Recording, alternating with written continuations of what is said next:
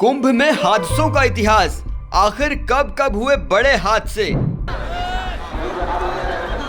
कुंभ में 800 लोगों की चली गई थी जान, पंडित नेहरू के समय हुआ था हादसा। प्रयागराज, हरिद्वार, नासिक के कुंभ में भी भगदड़ से हो चुकी हैं मौतें। कुंभ मेले में हादसों का इतिहास पुराना है, या यूं कहें कि आज़ादी के बाद पहले कुंभ में ही इतना बड़ा हादसा हुआ कि करीब 800 लोगों की मौत हो गई। भारत आस्थावान लोगों का देश है। यहाँ आस्था, श्रद्धा, भक्ति के आगे सब फेल है।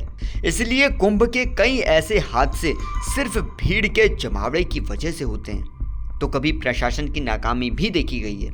प्रयागराज के इस महाकुंभ यानी 2025 में भी ऐसी ही भगदड़ हुई, जिसकी वजह से अब तक करीब 10 लोगों की मौत की आशंका जताई जा रही है और बहुत आसार है कि मौत का ये आंकड़ा बढ़ भी सकता है। अब आपको कुंभ में हुए हादसों के इतिहास की एक टाइमलाइन दिखाते हैं। 1954 में आजादी मिलने के बाद पहला कुंभ प्रयागराज में लगा। 3 फरवरी 1954 को मौनी अमावस्या पर 800 लोग नदी में डूबकर कुचलकर मारे गए। वजह भगदड़ बताई गई। 1986 का कुंभ हरिद्वार में लगा था। भगदड़ में दर्जनों लोग दबकर मारे गए।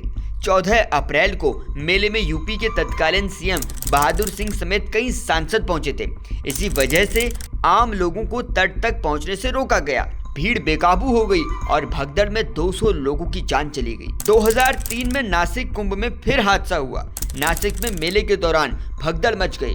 करीब 39 लोगों की जान गई, 100 लोग जख्मी हो गए। 2010 में कुंभ हरिद्वार में फिर लगा। 14 अप्रैल 2010 में मची भगदड़ में 7 लोगों की मौत हुई। साधुओं श्रद्धालुओं की कहासुनी के बाद ये भगदड़ हुई थी। नासिक महाकुंभ के 10 साल बाद यानी 2013 में प्रयागराज कुंभ के दौरान फिर एक हादसा हुआ। हादसा इलाहाबाद रेलवे स्टेशन पर हुआ। हादसे में 42 लोगों की मौत हो गई थी। इलाहाबाद रेलवे स्टेशन पर एक फुट ब्रिज पर रेलिंग गिरने से भगदड़ मची। वहां मौजूद लोगों के मुताबिक स्टेशन पर भारी भीड़ को नियंत्रित करने के लिए रेलवे की पुलिस ने लाठीचार्ज किया और इस दौरान भगदड़ मच गई और 42 लोगों की मौत हो गई। साल 1954 में कुंभ में भगदड़ की इस घटना के बाद पंडित नेहरू ने भीड़ के ऐसे हालात को रोकने के लिए कुंभ में प्रमुख जगहों पर दिन में वीआईपी यात्राओं पर प्रतिबंध लगा दिया। आपको बता दें कि 1954 के इस कुंभ का उपयोग राजनेताओं की ओर से भारत की स्वतंत्रता के बाद जनता से जुड़ने के लिए किया गया था।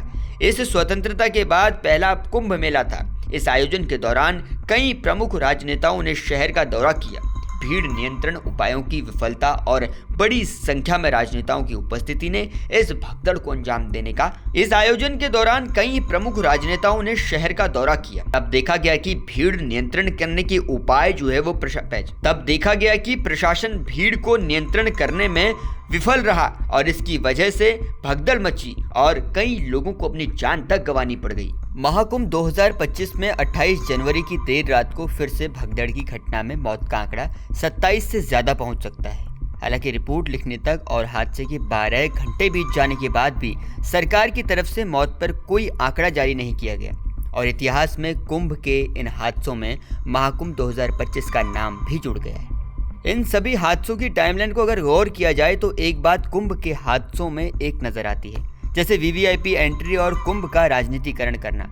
इन 2 वजहों से प्रशासन की कुंभ को लेकर तैयारियों में खामियां नजर आती हैं। खामियां भी ऐसी कि भगदड़ मचने से कई आम लोगों को अपनी जान गंवानी पड़ती है। सवाल सभी सरकारों की कानून व्यवस्था पर खड़े होते हैं। प्रशासनिक अधिकारियों पर सवाल उठते हैं। आखिर आम जनता ही हर बार सरकार की नाकामी की कीमत क्यों चुकाए?